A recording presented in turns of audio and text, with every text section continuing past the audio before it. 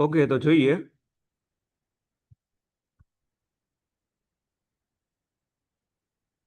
અવાજ બરાબર આવે છે?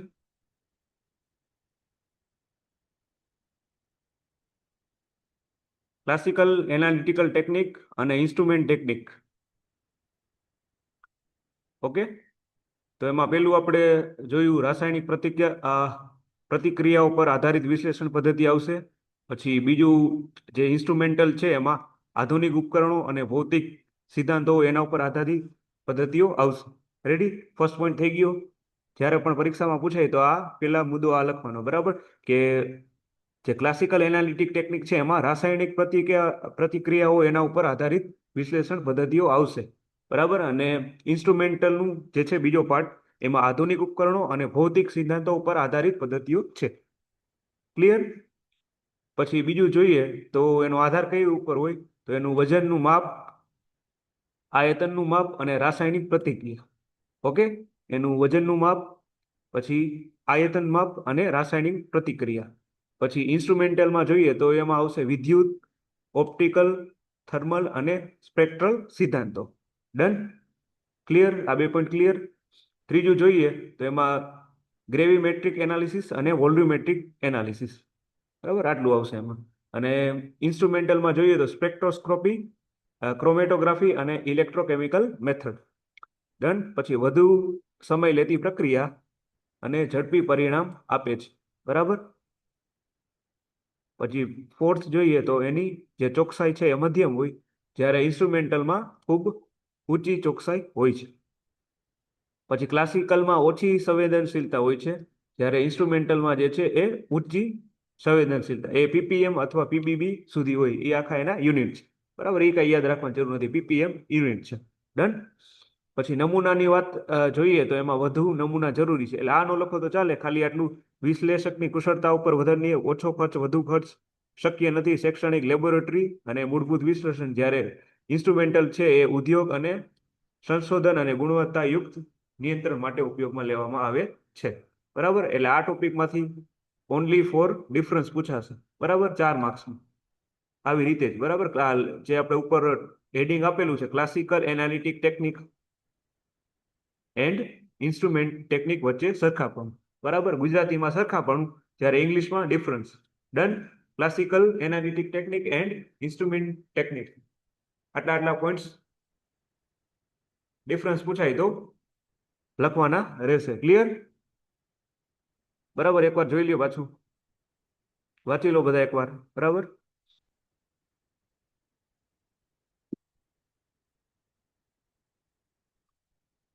રેડી?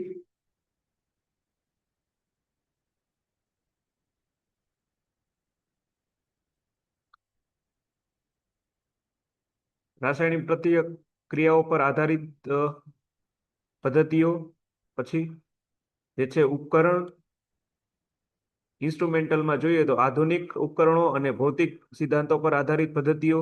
પછી એનું આધાર જોઈએ તો વજનમાં માપ, પછી રાસાયણિક પ્રતિક્રિયા, જ્યારે ઇન્સ્ટ્રુમેન્ટલ ટેકનિક છે એમાં વિદ્યુત, ઓપ્ટિકલ અને થર્મલ આવશે. રેડી? અને એની મુખ્ય પદ્ધતિઓ જોઈએ તો ક્લાસિકલ એનાલિટિક ટેકનિકમાં ગ્રેવિમેટ્રિક એનાલિસિસ, જ્યારે અને વોલ્યુમેટ્રિક એનાલિસિસ. પછી ઇન્સ્ટ્રુમેન્ટલમાં સ્પેક્ટ્રોસ્કોપ, નામ યાદ રાખવાના છે ખાલી, બરાબર? અને પછી વધુ સમય લેતી પ્રક્રિયા, જ્યારે આમાં જે છે એ પરિણામ જલ્દી મળે.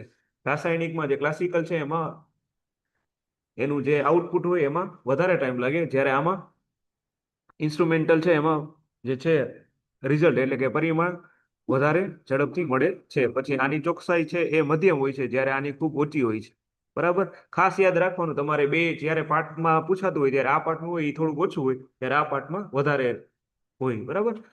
આમાં ખર્ચ ઓછો હોય, આમાં વધુ ખર્ચ હોય. જેટલું વધારે સારું રિઝલ્ટ એટલો ખર્ચો વધુ. રેડી? અને શૈક્ષણિક લેબોરેટરી અને મૂળભૂત વિશ્લેષણમાં આપણે ક્લાસિકલ એનાલિટિક ટેકનિકનો યુઝ થાય, જ્યારે ઉદ્યોગ છે, ઇન્ડસ્ટ્રી, સંશોધન અને ગુણવત્તા નિયંત્રણ હોય, એમાં આપણે ઇન્સ્ટ્રુમેન્ટલ ટેકનિકનો ઉપયોગ થાય છે. ક્લિયર? તો આ થઈ ગયો આપણે ટોપિક 4 માર્ક્સમાં, બરાબર? ક્લાસિકલ એનાલિટિક ટેકનિક અને ઇન્સ્ટ્રુમેન્ટ ટેકનિકલ વચ્ચેનું સરખામણ. ક્લિયર?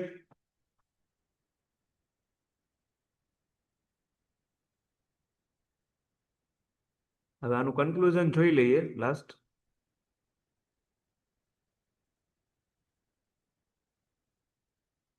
તો પરંપરાગત વિશ્લેષણ પદ્ધતિઓ એ સરળ અને ઓછા ખર્ચાળ છે, બરાબર. જ્યારે ઇન્સ્ટ્રુમેન્ટલ ટેકનિક આપણે તફાવતમાં પણ જોયું, ઝડપી, વધુ ચોકસાઈ અને આધુનિક ઉદ્યોગોમાં વ્યાપક રીતે ઉપયોગમાં લેવાય છે, બરાબર, કારણ કે એ વધારે ઝડપી છે એટલા માટે એનો થોડો ખર્ચ પણ વધારે છે. જ્યારે આ ક્લાસિકલ વિશ્લેષણ પદ્ધતિ છે એ સરળ અને ઓછા ખર્ચવાળી છે. ક્લિયર ટોપિક આખું? રેડી? એક બે વાર લખવાની ટ્રાય કરવાની જેથી કરીને આરામથી યાદ રહી જાય. ઓકે.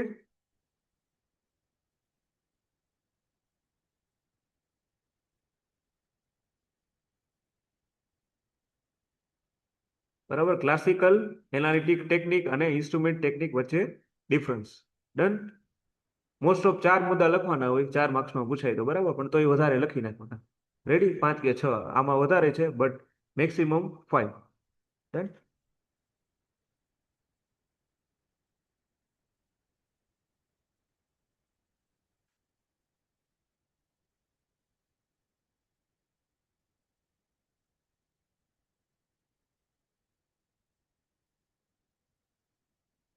ચાલો નેક્સ્ટ ટોપિક જોશું, ઇન્સ્ટ્રુમેન્ટલ એનાલિસિસ ટેકનિકનું વર્ગીકરણ. બરાબર, આપણે જે આગળ બંને ડિફરન્સ જોયા એમાં ઇન્સ્ટ્રુમેન્ટલ ટેકનિકનું આખું વર્ગીકરણ આવે તો એ જોશું. બરાબર, એમાં ખાસ 3 વિભાગોમાં એને વર્ગીકૃત એટલે આપવામાં આવે છે. બરાબર, તો એમાં પહેલું છે સ્પેક્ટ્રલ મેથડ, બીજી છે ઇલેક્ટ્રો એનાલિટિકલ મેથડ, ત્રીજી છે સેપરેશન મેથડ.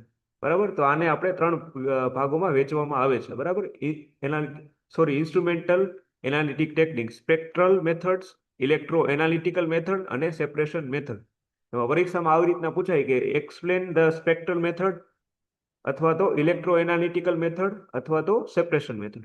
તો સ્પેક્ટ્રલ મેથડ આપણે જોશું. Spectral, what do you mean by spectral method? Done. તો સ્પેક્ટ્રલ મેથડ એ એવી વિશ્લેષણ પદ્ધતિ છે કે જેમાં પદાર્થ અને વિદ્યુત ચુંબકીય કિરણો હોય એના વચ્ચેની ક્રિયાના આધારે પદાર્થની ઓળખ અને માત્રા નક્કી કરવામાં આવે છે. સમજાણું? સ્પેક્ટ્રલ મેથડ છે એવી પદ્ધતિ છે કે જેમાં પદાર્થ હોય અને કોઈ વિદ્યુત ચુંબકીય કિરણો હોય એના વચ્ચેની ક્રિયાના આધારે પદાર્થની ઓળખ અને માત્રા એમાં નક્કી કરવામાં આવે છે. બરાબર, પદાર્થ કેટલો છે અને એમાં કઈ કઈ માત્રા છે. બરાબર, એના પદાર્થ અને વિદ્યુત ચુંબકીય કિરણો વચ્ચેની ક્રિયાના આધાર. એટલે આ થઈ ગઈ આપણી સ્પેક્ટ્રલ મેથડ. સ્પેક્ટ્રલ મેથડ એવી પદ્ધતિ છે કે જેમાં પદાર્થ અને વિદ્યુત ચુંબકીય કિરણો વચ્ચેની ક્રિયાના આધારે પદાર્થની ઓળખ અને એની માત્રા નક્કી કરવામાં આવે છે. Clear? Spectral method. Spectral method એ એવી વિશ્લેષણ પદ્ધતિ છે કે જેમાં પદાર્થ અને વિદ્યુત ચુંબકીય કિરણો વચ્ચેની ક્રિયાના આધારે પદાર્થની ઓળખ અને માત્રા નક્કી કરવામાં આવે છે. સમજાઈ ગયું? What do you mean by spectral method? લગભગ આની વ્યાખ્યા જ આવશે, પણ વધારે પૂછાય તો આપણે ડિટેલમાં સ્ટડી લખવાનું રહેશે. બરાબર, ચાલો એનો પરિચય જોઈ લઈએ. તો સ્પેક્ટ્રલ મેથડ પદ્ધતિમાં પદાર્થ અને આપણે ઉપર જોયું એમ વિદ્યુત ચુંબકીય કિરણો એટલે કે ઇલેક્ટ્રોમેગ્નેટિક રેડિયેશન વચ્ચેની ક્રિયાના આધારે વિશ્લેષણ કરવામાં આવે છે. વિશ્લેષણ એટલે એનાલિસિસ કરવામાં આવે. બરાબર, હવે પદાર્થ દ્વારા કિરણોનું શોષણ એટલે કે એબ્ઝોર્પ્શન, ઉત્સર્જન એટલે કે એમિશન, અને સ્કેટરિંગ એટલે વિખેરણ, એના પરથી આપણે એની ઓળખ અને માત્રા નક્કી કરવામાં આવે. બરાબર, પદાર્થ દ્વારા જે કિરણોનું શોષણ થતું હોય, ઉત્સર્જન થતું હોય અને એનું વિખેરણ થતું હોય એના ઉપરથી આપણે એની ઓળખ કરી શકાય કયો પદાર્થ છે અને એમાં કઈ માત્રા છે. બરાબર, એ ડિટેલમાં જોવાની જરૂર નથી, બટ આ મેથડથી આપણે ટૂંકમાં કોઈ પણ પદાર્થનું શોષણ, ઉત્સર્જન અને વિખેરણ કેટલું થાય છે એની ઓળખ અને એની માત્રા એમાં નક્કી કરવામાં આવે છે. એટલે શોર્ટ એન્ડ સિમ્પલમાં યાદ એવું રાખવાનું કે સ્પેક્ટ્રલ મેથડ છે એમાં પદાર્થ અને વિદ્યુત ચુંબકીય કિરણો વચ્ચેની ક્રિયાના આધારે પદાર્થની ઓળખ અને એની માત્રા નક્કી કરવામાં આવે છે. ક્લિયર? બરાબર, શું થાય? સ્પેક્ટ્રલ મેથડ એટલે કે એમાં પદાર્થ અને વિદ્યુત ચુંબકીય કિરણો હોય એની ક્રિયાના આધારે પદાર્થની માત્રા અને એની ઓળખ નક્કી કરવામાં આવે છે. ડન. હવે એના મુખ્ય લક્ષણો જોઈએ તો ઊંચી ચોકસાઈ અને સંવેદનશીલતા. બરાબર,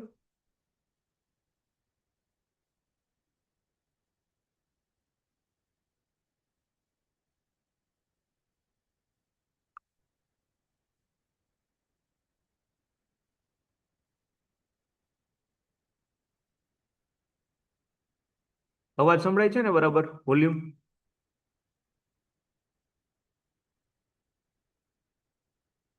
ચાલો, ફર્સ્ટ ઊંચી ચોકસાઈ અને સંવેદનશીલતા, પછી ક્વોલિટેટિવ અને ક્વોન્ટિટેટિવ વિશ્લેષણ, ઓકે, અને ઝડપી પરિણામ પડે.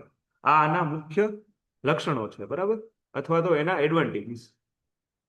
ઊંચી ચોકસાઈ, સંવેદનશીલતા, પછી ક્વોલિટેટિવ અને ક્વોન્ટિટેટિવ, અને ઝડપી પરિણામ. ઓકે, ખ્યાલ પડી ગયો? What do you mean by spectral method? પદાર્થની માત્રા અને એની ઓળખ, એના ઉપરથી આપણે નક્કી કરી શકાય. સ્પેક્ટ્રલ મેથડ છે એના ઉપરથી, બરાબર. પદાર્થ અને વિદ્યુત ચુંબકીય કિરણો વચ્ચે કેટલી ક્રિયાના આધારે આપણે પદાર્થની ઓળખ અને એની માત્રા નક્કી કરવામાં આવે છે. અને એના મુખ્ય લક્ષણો અથવા તો એના એપ્લિકેશન જોઈએ તો ક્વોલિટેટિવ અને ક્વોન્ટિટેટિવ અને ઝડપી રિઝલ્ટ, પરિણામ. ડન. વધુ ડિટેલમાં જોઈએ તો એનો ડાયાગ્રામ અને એક્સપ્લેનેશન.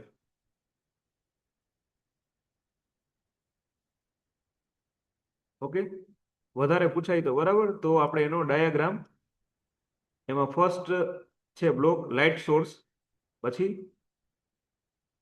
જે છે મોનોક્રોમેટર, પછી છે સેમ્પલ, પછી ડિટેક્ટર અને ડિસ્પ્લે. થઈ ગયું?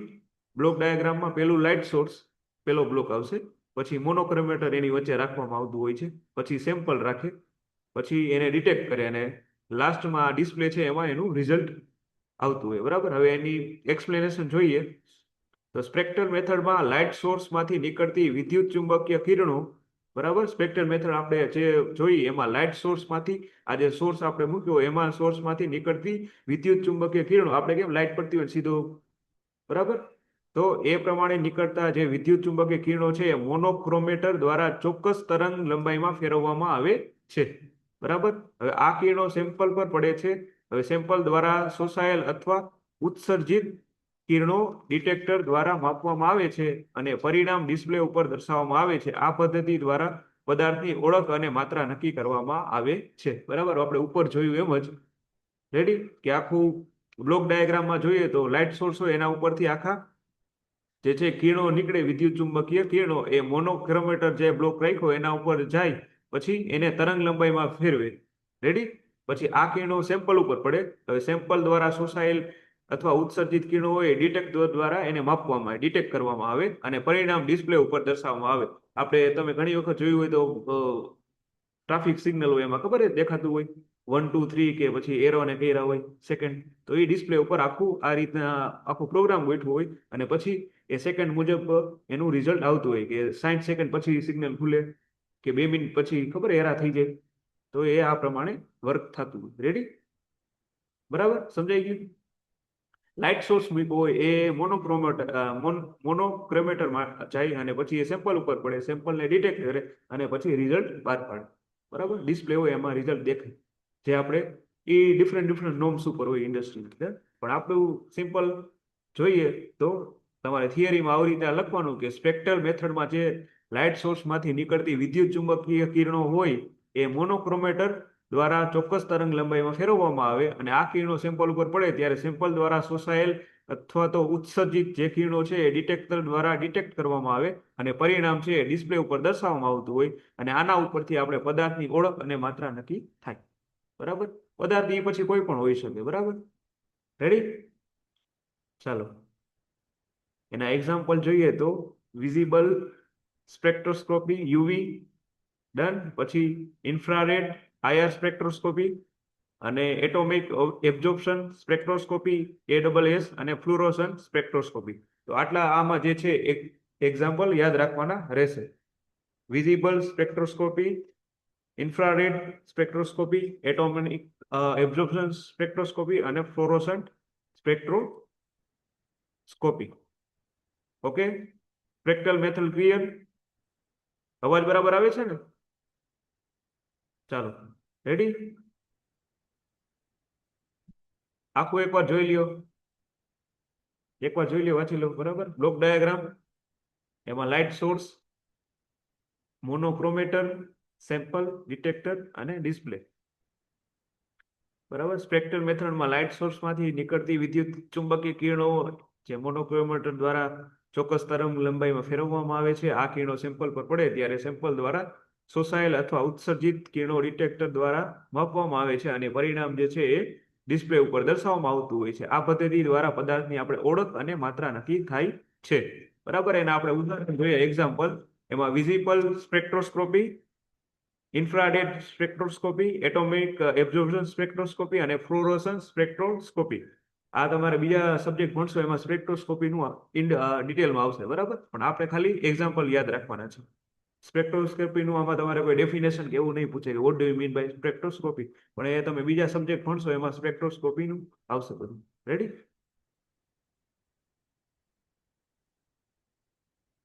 ચાલો, આટલું ક્લિયર.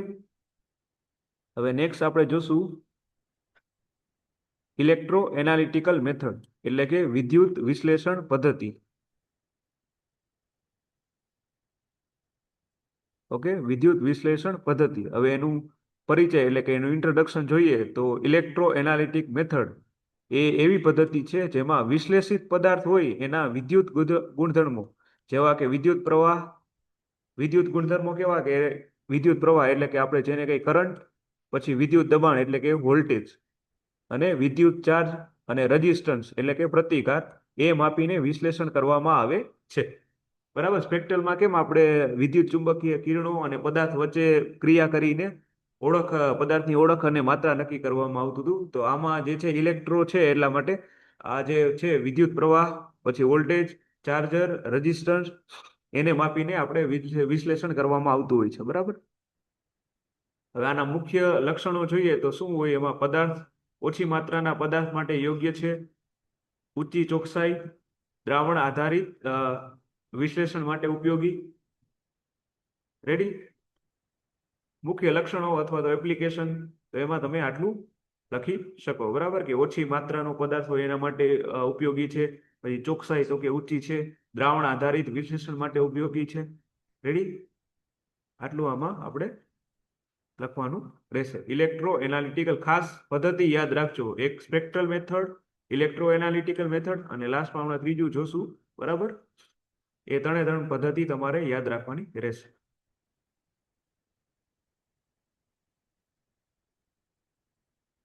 ચાલો, હવે ડાયાગ્રામ સાથે એનું આપણે એક્સપ્લેનેશન જોઈ લઈએ.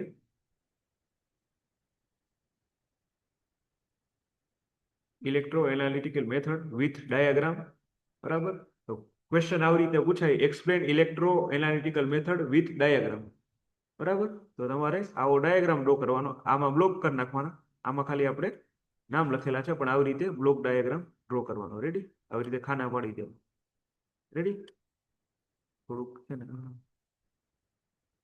રેડી? આ થઈ ગયો આખો એનો બ્લોક ડાયાગ્રામ. રેડી? એમાં પેલું છે પાવર સપ્લાય, બીજું છે ઇલેક્ટ્રોડ, ત્રીજું છે બ્લોક સોલ્યુશન, મેઝરિંગ ડિવાઇસ અને આઉટપુટ.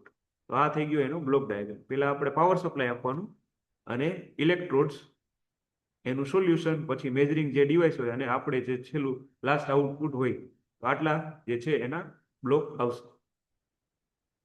હવે એનું ઇન્ટ્રોડક્શન જોઈ લઈએ તો આ આખું એનાલિટિકલ મેથડ છે, એમાં જે વિશ્લેષિત દ્રાવણમાં ઇલેક્ટ્રોડ મૂકવામાં આવે છે. બરાબર. આખું જે ઇલેક્ટ્રોડ છે એમાં, સોરી, વિશ્લેષિત દ્રાવણ હોય કોઈ પણ કેમિકલ, એમાં ઇલેક્ટ્રોડ મૂકવામાં આવે. હવે જ્યારે પાવર સપ્લાય દ્વારા વિદ્યુત પુરવઠો એટલે કે કરંટ, આપણે જે સપ્લાય આવતો હોય એ પુરવઠો આપવામાં આવે ત્યારે દ્રાવણ હોય કોઈ પણ કેમિકલ, એમાં થતી વિદ્યુત પ્રક્રિયાના કારણે કરંટ અથવા તો વોલ્ટેજ ઉત્પન્ન થાય. બરાબર. હવે એના લીધે મેઝરિંગ ડિવાઇસ દ્વારા માપવામાં આવે છે, અને આ મૂલ્યોના આધારે પદાર્થનું વિશ્લેષણ થાય છે. બરાબર.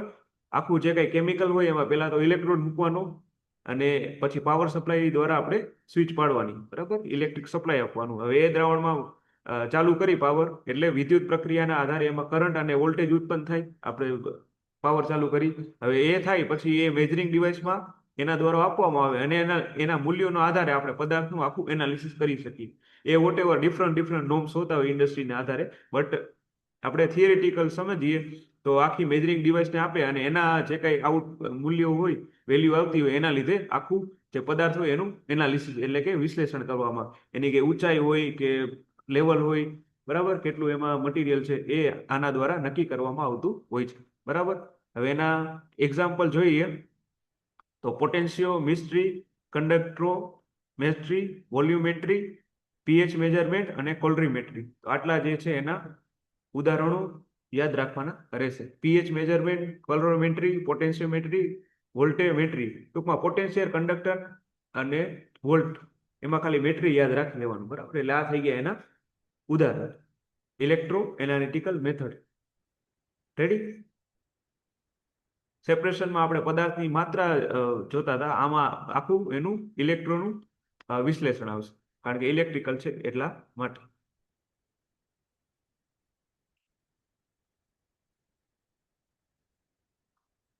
થર્ડ આપણે જોશું સેપરેશન મેથડ.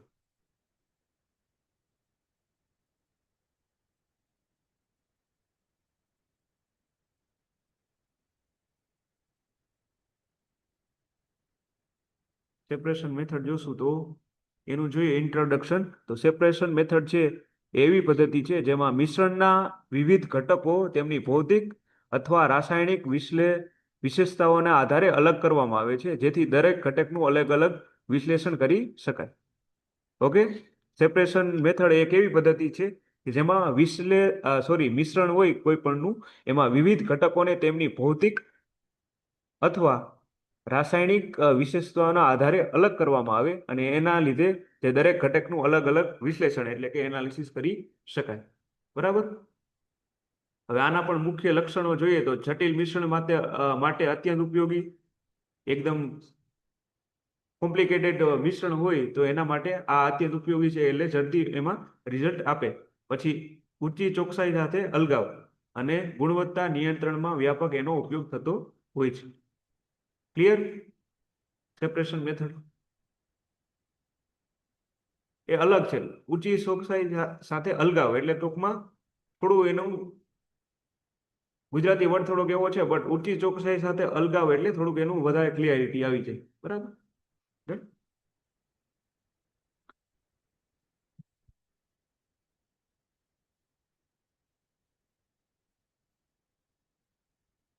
ચાલો એનો બ્લોક ડાયાગ્રામ જોઈએ. ખાસ તમારે 3 નામ યાદ રાખવાના રહેશે, બરાબર. સેપરેશન મેથડનું જોઈ લઈએ તો એનું sample injector, mobile phase, stationary phase, detector અને રેકોર્ડર. રેડી? બ્લોક ડાયાગ્રામ યાદ રહેશે. પેલું આવશે બ્લોક સેમ્પલનું ઇન્જેક્ટર, પછી મોબાઈલ ફેઝ, પછી સ્ટેશનરી ફેઝ, ડિટેક્ટર અને રેકોર્ડર. રેડી? હવે એનું એક્સપ્લેનેશન જોઈએ તો સેપરેશન મેથડમાં જે સેમ્પલને મોબાઈલ ફેઝ સાથે સ્ટેશનરી ફેઝમાંથી પસાર કરવામાં આવે છે. આપણે અગાઉ જોયું એમ જ, બરાબર. સેપરેશન મેથડમાં શું થાય કે સેમ્પલને હોય એને મોબાઈલ ફેઝ સાથે સ્ટેશનરી ફેઝ સાથે એને પસાર કરવામાં આવે, પછી એ વિવિધ ઘટકો તેમની ભૌતિક અને રાસાયણિક વિશેષતાઓને કારણે અલગ અલગ ઝડપે આગળ વધી. હવે આગળ વધીને ડિટેક્ટર હોય એ દરેક ઘટકને ઓળખ કરે.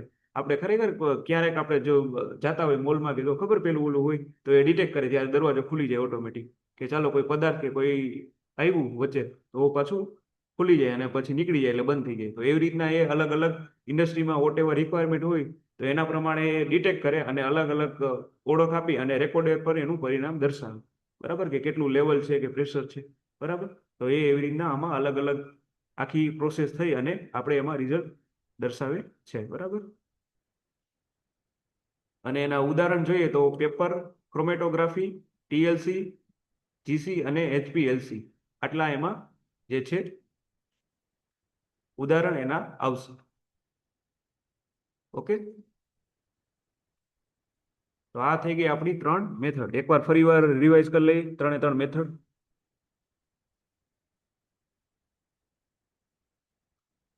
Spectral method, electro analytical method, separation method, 3, બરાબર. અને એનું આપણે ઇન્ટ્રોડક્શન. સ્પેક્ટ્રલ મેથડ એટલે કે પદાર્થ અને ચુંબકીય વિદ્યુત ચુંબકીય કિરણો વચ્ચેની ક્રિયાના આધારે પદાર્થની ઓળખ અને માત્રા નક્કી કરવામાં આવે. પછી આપણે ઇલેક્ટ્રો જોયું તો એમાં શું હતું કે જે વિશ્લેષિત પદાર્થ હોય એના વિદ્યુત ગુણધર્મો જેવા કે કરંટ, વોલ્ટેજ, રેઝિસ્ટન્સ એ માપીને વિશ્લેષણ કરવામાં આવતું હતું. પછી આપણે સેપરેશન મેથડ જોઈ, એમાં પણ શોર્ટમાં જોઈ લઈએ કે એમાં છે મિશ્રણ હોય એનું વિવિધ ઘટકોને એની ભૌતિક અથવા તો રાસાયણિક વિશેષતાઓના આધારે અલગ કરવામાં આવે અને દરેક ઘટકનું અલગ અલગ વિશ્લેષણ કરી શકે. ઓકે, આજના લેક્ચરમાં આટલું રાખીએ. નેક્સ્ટ લેક્ચરમાં વધુ સ્ટડી કરશું.